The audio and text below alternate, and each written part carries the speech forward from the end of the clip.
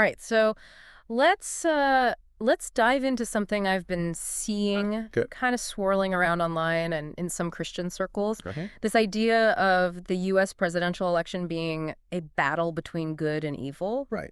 We're not taking sides here, No. just exploring how this language impacts how we think and talk about politics, Yeah.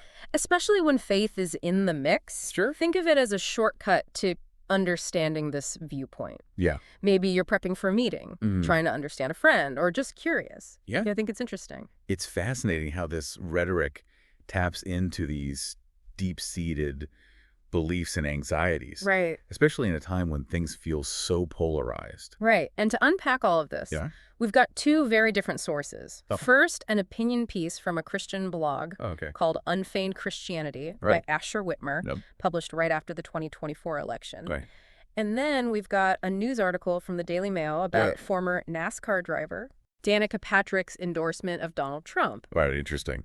Now, here's the kicker. Okay. Patrick's a first-time voter. Oh, wow. Right. Guess what phrase she uses? I don't know. Yep. Good versus evil. Plus, there's a surprising Didi connection we'll get to later. Oh, really? These sources might seem totally random, Yeah. but they actually reveal a lot about how we frame political conversations, especially when religion enters the equation. Okay, cool. Okay, so let's unpack this blog, Right. Unfeigned Christianity. Yeah. The author, Asher Whitmer, is clearly worried about how this good versus evil talk impacts young Christians, especially those who were super invested in the election outcome. Right. He breaks down 3 common ways Okay. people interpret this battle idea. Right. First, that one party's policies simply align better with biblical values, Okay. but he pushes back hard on that, Yeah. questioning how selective people can be. Uh-huh. He uses some interesting examples. Oh, Like, he points out that abortion rates have been steadily declining for decades, regardless of which party is in the White House. interesting. So it's more complicated than just saying one side is pro-life Right. and the other isn't. Exactly. He also points out that Republican presidents have historically been more likely to engage in warfare. Oh, wow. That complicates the pro-life label quite a bit, doesn't it? Yeah, definitely makes you think. He doesn't stop there, though. Okay.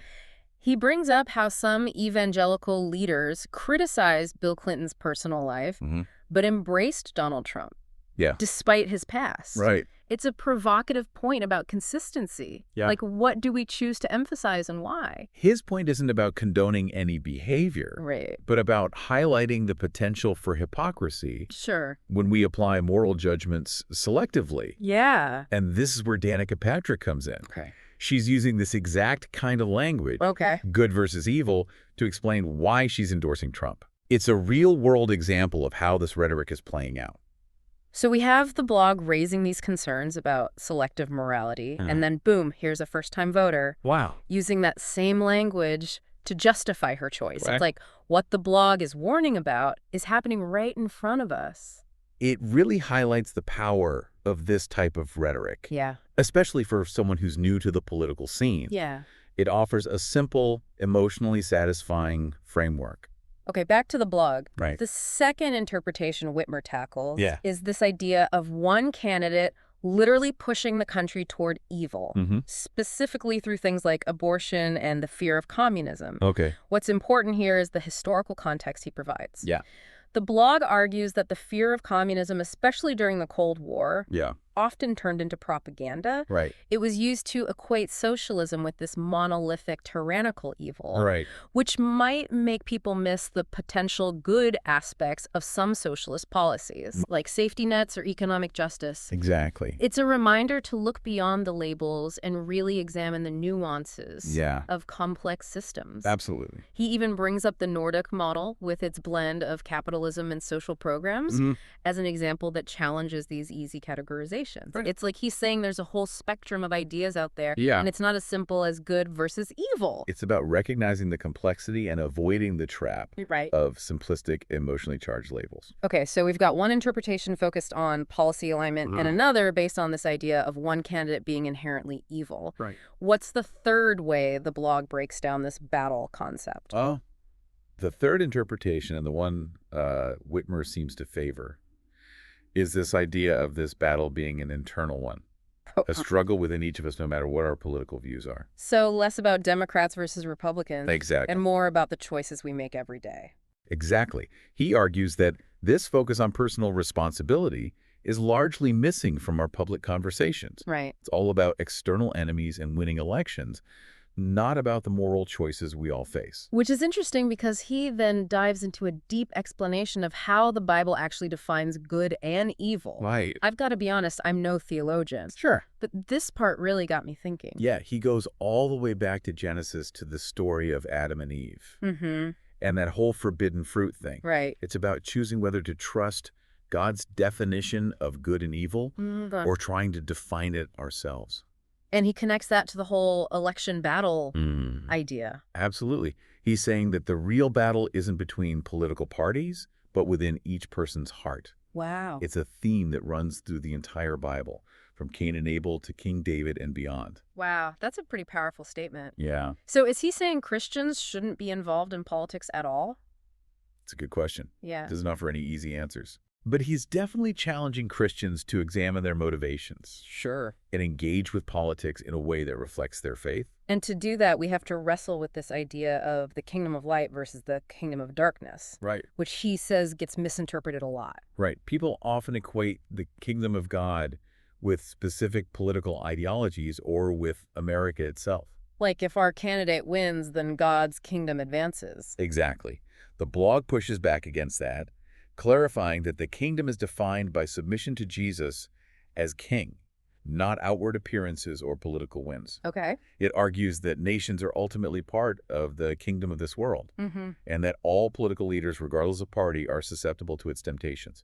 Okay, so how does Danica Patrick's story fit into all of this? Yeah. She's clearly coming from a faith perspective, too. Yes, and it's fascinating how her approach contrasts with the blog's nuanced take. Right.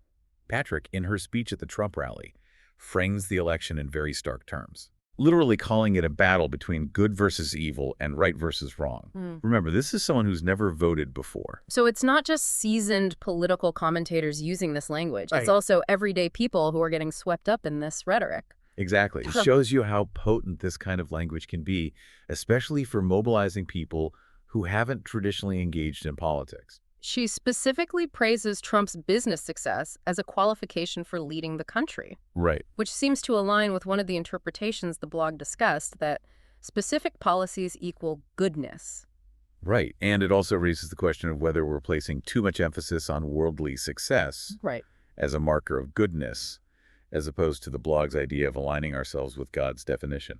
But then she goes and criticizes Kamala Harris for relying on celebrity endorsements, specifically bringing up Diddy parties. Now I gotta ask, who is Diddy and why is this relevant? Well, Diddy, whose real name is Sean Combs, is a rapper and music mogul. He hasn't formally endorsed Harris, but he has ties to some of her supporters and has been involved in Democratic campaigns in the past. Okay, so there's a connection, but it seems pretty indirect. Why would Patrick bring him up specifically? Yeah. There's something about legal troubles, right? Yes. At the time of this article, Diddy was facing charges related to some pretty serious stuff, sex trafficking and racketeering. Whoa. So it seems like Patrick is using Diddy's legal problems to discredit Harris, even though the link is pretty tenuous.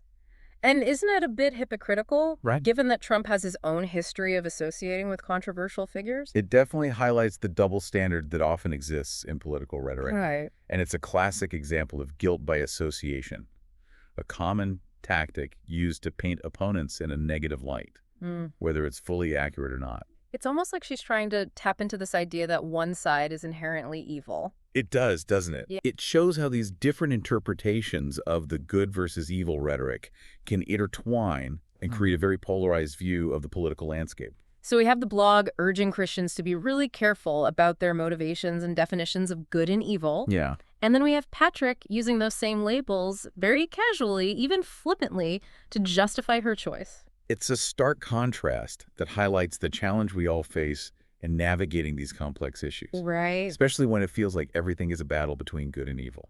Right. And it makes me wonder if the kingdom of God isn't tied to a specific party or outcome. How should Christians approach politics? Yeah. How do we engage without getting sucked into this simplistic good versus evil framing? Yeah, it feels like we're constantly being bombarded with this Right. us versus them mentality. Yeah. Like everything is a battle between good and evil. Yeah. Is that what's driving this kind of rhetoric? Yeah. It's definitely part of it if we take a step back from these specific examples. We see this broader tendency to oversimplify complex issues, boiling them down to good versus evil, right versus wrong. It's a powerful rhetorical tool, but it often misses all the nuance and complexity of the real world. And that simplification can have real consequences, right? Like it makes it easier to demonize people who disagree with us, Right. even if we're coming from the same faith background. Yeah. Asher Whitmer, the blog author, seems especially concerned about this impact on young Christians.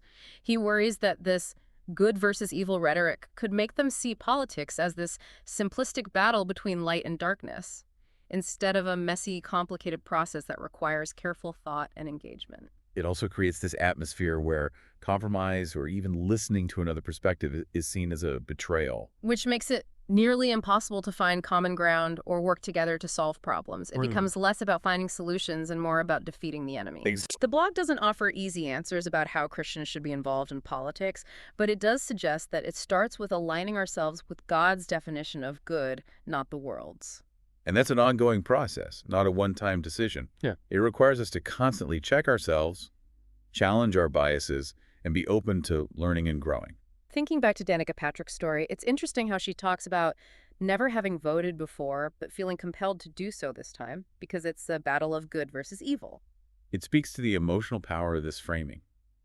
It can mobilize people who might otherwise feel disconnected from the political process, but it also makes you wonder how deeply she's considered these complex issues. And if she's really thought through the implications of reducing them to such simplistic terms. Right. It's one thing to feel passionately about something, but it's another to understand the nuances and be able to engage in thoughtful dialogue. Her comments about Diddy, while inflammatory, also reveal something interesting about how we approach politics. Yes. They highlight how celebrity culture and political endorsements can overshadow the actual substance of the issues. It becomes more about who's on our team, rather than the principles and policies at stake. It's like we're so caught up in the personalities and the drama that we forget about the real work of building a just and equitable society. We lose sight of the bigger picture.